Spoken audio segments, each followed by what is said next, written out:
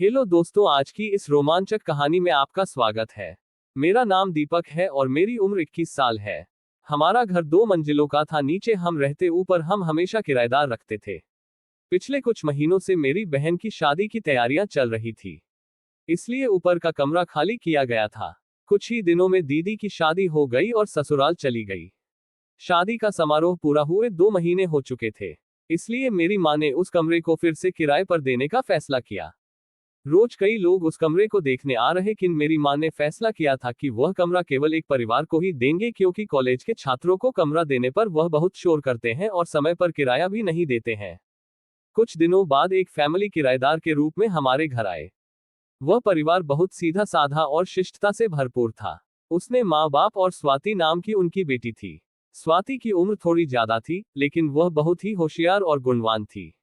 उसे पढ़ाई करने और किसी ऊंचे पद की नौकरी करने की बहुत इच्छा थी, इसलिए उसने अभी तक शादी नहीं की। उसके माता पिता ने कई बार उसे शादी के लिए कहा था, लेकिन वह हमेशा कहती थी कि पहले मुझे एक अच्छी नौकरी मिल जाए, फिर मैं शादी के बारे में सोचूंगी। स्वाति के माता पिता भी उसके सपनों का समर्थन करते थे। स्वाति सच में बहुत पढ़ाकू लड़की थी। वह जैन कॉलेज में जॉब करती थी। स्वाति अपनी पढ़ाई में इतनी मगन रहती थी कि कभी कभी तो मुझे भी उस पर बहुत गर्व होता था। उसी तरह मैं भी पिछले 1-2 साल से परीक्षाओं की तैयारी कर रहा था। मेरा ग्रेजुएशन पूरा हो चुका था, लेकिन कुछ तकनीकी समस्याओं हंसकर इंग्लिश की वजह से मुझे पढ़ाई में बहुत दिक्कत आ रही थी। एक शाम की बात है, मैं और मेरी माँ घर में बैठकर टीवी देख रहे थे। तभी स्वाति हमारे घर आई। वह इस महीने का किराया देने आई थी। उससे मेरी माँ के हाथों में किराया पकड़ाया। तभी मेरी माँ ने उससे पूछा कि स्वाति, तुम्हारी पढ़ाई कैसी चल रही है। स्वाति हंसते हुए बोली, हाँ आंटी, बहुत अच्छी चल रही है।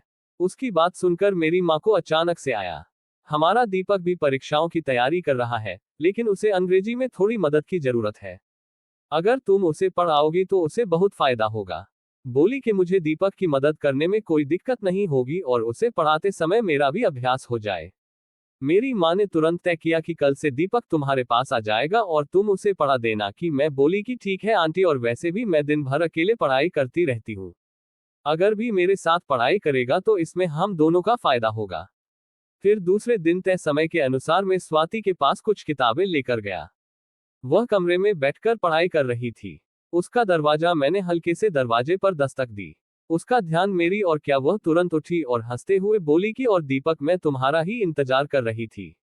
उसने मुझे बैठने के लिए कुर्सी देख सकती हूँ। तुम कब से तैयारी कर रहे हो? मैंने बताया। मैं पिछले 1 साल से कुछ किताबें पढ़ रहा हूँ। इस पर वह हंसते हुए बोली, अच्छा ठीक है, लेकिन मुझे तुम पर काफी मेहनत करनी पड़ेगी। स्वाति सच में बहुत होशियार थी। वह अलग अलग विषयों पर मुझे भरपूर जानकारी देती थी। उसके बोलने और समझाने के अंदाज से उन्हें उसके ज्ञान का पता चल रहा था। एक दिन मैंने उससे कहा कि स्वाति, मुझे तो इन सब बातों की बहुत कम जानकारी है। वह बोली कि तुम चिंता मत करो, मैं धीरे धीरे तुम्हें सब कुछ दिखा दूंगी और फिर तुम भी आत्मविश्वास पढ़ाई करो। कि मैं घर पर अकेली रहती थी, क्योंकि उसके माँ बाप दोनों नौकरी के लिए सुबह ही बाहर चले जाते थे और शाम को वापस घर लौट रहे थे। मुझे सुबह, दोपहर, शाम या जब भी समय मिलता था उसके घर पढ़ाई करने चला जाता था। अब हमारे बीच काफी अच्छी दोस्ती हो गई थी। स्वाति बहुत खूबसूरत है। उसके काले लंबे बाल, पतली कमर और चांदी सा चमकता रंग उसे और भी खूबसूरत बना देते थे। गले के नीचे से वह इतनी आकर्षक थी कि कोई भी उसे देखकर मोहित हो जाए। तो हमेशा पंजाबी सूट पहनती थी और दुपट्टे के इस्तेमाल से उसकी सुंदरता और भी निखर कर सामने आती थी। कुछ महीनों बाद बैंक में एक अच्छे पद की नौकरी के लिए फॉर्म फिल करा, इसलिए हम दोनों उस परीक्षा की तैयारी करने में लग गए थे। मुझे बैंकिंग क्षेत्र की नौकरियां ज्यादा पसंद है, इसलिए मैं इस मौके का फायदा उठाना चाहता था। एक दिन कुछ काम के चलते उसके घर पढ़ाई के लिए जाने में देर हो गई। करीब 2 बजे जब मैं ऊपर गया तो मैंने देखा कि उसका दरवाजा खुला था। मैंने दरवाजा खोलकर देखा तो झाड़ू लगा रही थी, क्योंकि मेरे आने का पता ही नहीं चला और झाड़ू लगाते समय नीचे झुकी हुई थी और उसने अपने कंधे पर दुपट्टा नहीं लिया हुआ था। हालांकि मैं देखना तो नहीं चाहता था, लेकिन अचानक से मेरा ध्यान उसकी की सुंदरता पर चला गया। उसे देखकर मैं कुछ पलों के लिए जम गया। उस कल मुझे समझ में आया कि मुझे अपना ध्यान कहीं और नहीं लगाना है। तुरंत खुद को संभाला और उसे आवाज दी कि स्वाति, में आ गया। उसके बाद उसका ध्यान मेरी तरफ गया। वो मेरी तरफ देखकर बोली कि तुम काफी देर से आए हो। मैंने हंसते हुए पूछा कि तुम दोपहर में झाड़ू लगा रही हो। कुछ नहीं, बस थोड़ी सी गंदगी हो गई थी। लेकिन शायद तभी उसे याद आया कि उसने दुपट्टा नहीं लिया हुआ है। वह तुरंत झाड़ू वहीं रखकर पीछे वाले कमरे में भाग गई और कुछ ही पलों में वह तो पर आई। मुझे उस पर थोड़ी शर्मिंदगी महसूस हुई। मैं अंदर गया और कुर्सी पर बैठ गया। वह भी मेरे सामने आकर बैठ गई और फिर हम दोनों पढ़ाई करने लगे। हमने अपनी किताबों में ध्यान लगाकर पढ़ना शुरू किया। दोपहर में हम जब ये पढ़ाई करते थे, वह हमेशा कुछ नाश्ता बनाते थे और मुझे भी खिलाती थी। आज भी वह खाने के लिए पकौड़ियाँ लेकर आई थी। 5 बजे की तरफ को गोली कि मुझे बाजार से कुछ सामान लाना है, लेकिन बहुत आलस आ रहा है। मैंने उसे चढ़ाते हुए कहा कि मुझे बता दो क्या क्या लाना है, मैं ले आऊंगा। वह बोली कि नहीं, तुम नहीं। मैंने थोड़ा मजाक करते हुए कहा कि अरे ऐसा क्या है जो मैं नहीं ला सकता। वह हंसते हुए मैंने कहा कि अच्छा ठीक है, अगर तुम्हें आलस आ रहा है तो मैं तुम्हें गाड़ी से लेकर चलूंगा। तुम जल्दी से अपना सामान ले लेना और जल्दी से वापस घर लौट आएंगे। तेरी बात सुनकर को थोड़ा सोचने लगी और बोली कि चलो फिर ठीक है। शाम को 6 बजे मैंने अपनी बाइक निकाली और नीचे इंतजार करने लगा। थोड़ी देर में स्वाति नीचे उतर कर आई। उसने लाल रंग का एक पंजाबी सूट पहना हुआ था। मेरी नजर एक बार उस पर गई और ठीक ही रह गई। मैंने खुद को संभाला और गाड़ी चालू की, बैठने वाली ही थी। तभी मैंने उसे कहा कि माँ अपना दुपट्टा संभाल के रखना। अपना दुपट्टा ठीक किया और दोनों पैरों को इधर उधर करके बाइक पर बैठ गई। उसने हम दोनों के बीच में थोड़ा सा फासला रखा हुआ था। हमारे गांव के रास्तों पर बहुत गड्ढे हैं और मेरी बाइक की पुरानी थी, इसलिए हमें बहुत झटके लग रहे थे। झटकों की वजह से कुछ ही देर में स्वाति ने अपना कोमल हाथ मेरे कंधे पर रख दिया। उसके स्पर्श ने मुझे बहुत अच्छा लगा, लेकिन मैंने अपना पूरा ध्यान बाइक चलाने पर केंद्रित रखा। हम बाजार पहुंचे और उसने जल्दी से अपना सामान खरीदना शुरू कर दिया। हमें वहां ज्यादा समय नहीं लगा और सामान खरीदने के बाद हम दोनों वापस घर लौटने लगे। लौटते समय भी वह पिछली सीट पर बच्चों की तरह बैठी हुई थी, लेकिन अब हमारे बीच में दूरी थोड़ी कम हो गई थी। वह मुझसे इतना सेट कर बैठी हुई थी कि उसके शरीर का संपर्क मुझे अपनी पीठ पर महसूस हो रहा था। उसे अभी भी अपना हाथ मेरे कंधे पर रखा हुआ था, जिससे मेरे मन में अनगिनत VM4 आने लगे थे। खराब रास्तों की वजह से जब भी वह थोड़ा सा हिलती थी तो मैं उसके शरीर के अंगों को महसूस कर पाता था और इससे मेरा मन गड़बड़ आने लगा था। फिर भी मैंने अपने मन को शांत रखने की कोशिश की।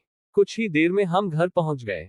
मैंने गाड़ी रोकी और उसे उतरने के लिए थैंक यू बोलकर अपने घर पहुंचते ही खुद को खो दिया था।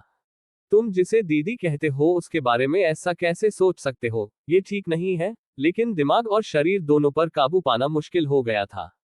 फिर भी मैंने अपने विचारों को दबाकर शांत रहने की कोशिश की। अगले दिन सुबह 10 बजे मैं उसके घर गया। वह कुर्सी पर बैठी हुई थी और मुझे देखते ही उसने 3G से अपनी ओढ़नी कंधे पर रख ली। उसकी आदत थी जब मैं उसके साथ होता था तो हमेशा दुपट्टा ओढ़कर रखती थी, लेकिन जब वह अकेली होती थी तो वह दुपट्टे को किनारे रखकर देख रही थी। मैं अपनी जगह पर बैठकर पढ़ाई शुरू कर दी। थोड़ी देर बाद वह मैंने कल तुमसे पोल्यूशन के ग्राफ के बारे में पूछा था कि आज तो मुझे ग्राफ बनाना सिखाओगे। मैंने कहा हाँ, तुम उसकी चिंता मत करो, मैं तुम्हें अच्छे से दिखा दूंगा। लग गई थी। अब तो आप उसके बारे में सोचना था। तभी मैंने सोशल मीडिया पर उसके पलंग के पास जाकर बैठ गया। वह ग्राफ बनाने की कोशिश कर रही थी, लेकिन बार बार गलतियां कर रही थी। मैंने कहा यह ऐसा नहीं है, पेंसिल इधर लाओ, मैं बनाकर दिखाता हूँ। मैंने उसके पैसे लेकर अपनी किताब पर प्राप्त बनाकर दिखाया और होकर बोली साहिल तुमने तो बहुत अच्छे से बनाया है। मैंने कई बार कोशिश की, लेकिन मुझे हंसते हुए बोला कि मैंने तुमसे कहा अभ्यास करोगी तो तुम भी कर पाओगी। उससे फिर से बनाने की कोशिश की, लेकिन उससे फिर नहीं बना। उससे थोड़ी निराशा के साथ मेरी तरफ देखा और बोली कि साहिल मुझे अच्छे से दिखा दो। क्या बात में मिठास और चेहरे पर मासूमियत देखकर मुझे कुछ खास महसूस हुआ। मैं थोड़ा हंसते हुए बोला कि ठीक है, तो फिर हम ऐसा करते हैं कि अब मैं तुम्हारा हाथ पकड़कर दिखाऊंगा। कि सहमति लेकर मैं उसके बाएं तरफ पलंग पर बैठ गया। उसने दीवार के पास थोड़ा चिपक कर मुझे आराम से बैठने की जगह दे दी। मैंने उसके हाथ में पेंसिल और कहाँ रखा और मैंने हाथ को हल्का सा गाना चलाना शुरू किया जैसे जैसे मैं उसका चल रहा था। सबके बावजूद भी उसने मुझसे कुछ नहीं कहा, लेकिन उसके स्पर्श का मेरे मन पर गहरा असर हो रहा था। मैंने कहा कि अगर हाथ खुला छोड़ दिया जाए तो आसान हो जाएगा। तभी पेंसिल का नोक टूट गया। मैंने उसके हाथ से अपना हाथ हटाया और कहा कि थोड़ा रुको, मैं किचन से पानी पी कर आता हूँ। मैंने किचन में जाकर ठंडा पानी पिया। पानी पीने के बाद भी मेरे दिल की धड़कन शांत नहीं हुई। उसके हर कदम और हर हरकत का ख्याल मेरे मन में था। तभी कमरे से आवाज आई कि दीपक जल्दी से आओ, इतना समय क्यों लगा रहे। सुनकर मैं फिर से उसके पास गया। उसने एक नई पेंसिल ले ली और उसे अच्छी तरह से धारदार बना लिया। मैंने फिर से उसके हाथ पर अपना हाथ रखा और ग्राफ बनाने लगा। वह चुप थी, लेकिन उसकी सांसों की आवाज साफ सुनाई दे रही थी। मैंने धीरे से उसके चेहरे की तरफ देखा तो मैंने देखा कि उसने अपनी आंखें बंद कर रखी थी। मैंने उससे पूछा कि क्या हो गया, तुमने अपनी आंखें क्यों बंद कर रखी है, तुम्हें नींद आ रही है क्या? उसने चौंक कर आंखें खोलते हुए कहा कि सॉरी दीपक, मेरा ध्यान कहीं और चला गया था। मैंने फिर से उसके हाथ को पकड़ा, लेकिन इस बार मेरा मन और भी अलग दिशा में भाग ले। मेरी कुंडली होने उसकी उंगलियों को हल्का सा छू लिया और अनजाने में मैंने अपनी उंगलियां उसके बीच में कुछ आती है। उसे कुछ नहीं कहा, लेकिन उसके चेहरे पर जो भाव थे, उसे लग रहा था कि उसे यह अनुभव अच्छा लग रहा है। उसकी सांसों की गति तेज हो गई और उसका हल्का सा थरथराना मुझे साफ दिखाई दे रहा था। मैंने अपनी उंगलियों को घुमाना शुरू कर दिया था। उसकी आंखों में हल्की सी घबराहट और अनजान आकर्षण दिख रहा था कि आवाज में बोलिए प्लीज ऐसा मत करो।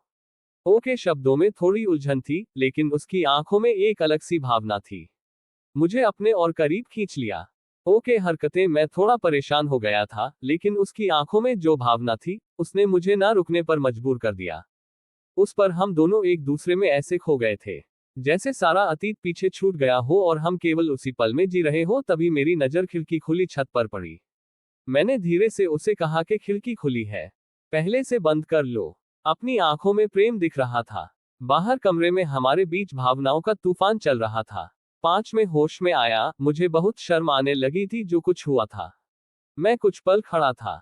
मैंने खुद को साबित करने की बहुत कोशिश की और बिना कुछ कहे अपनी गाड़ी को टक्कर में गूंज रहा था। मैं सीधे बेडरूम में गया, पलंग पर लेट नहीं छत पर लगे घूमते पंखे को देखने लगा। जैसे गोल गोल घूम रहा था, वैसे ही मेरे विचार भी घूम रहे थे। मैंने अनजाने में अपनी आंखें बंद कर दी और थोड़ी देर में मुझे नींद आ गई। कुछ घंटे बाद जब मैं जागा तो बाहर अंधेरा हो चुका था। मेरे मन में फिर से स्वाति के ख्याल आने लगे थे। उसे क्या महसूस हुआ? उसे बुरा लगा होगा। हर चीज का दोष अपने ऊपर डाल रहा था। उसका मासूम चेहरा और शांत भाव बार बार मेरे मन में आने लगे थे। तभी मेरी माँ की आवाज आई, पेट्रोल कितनी देर सोएगा, शाम हो गई है। मैं अचानक हड़बड़ा कर उठा और अगले कमरे में आ गया। हाँ बोलिए, क्या हो गया?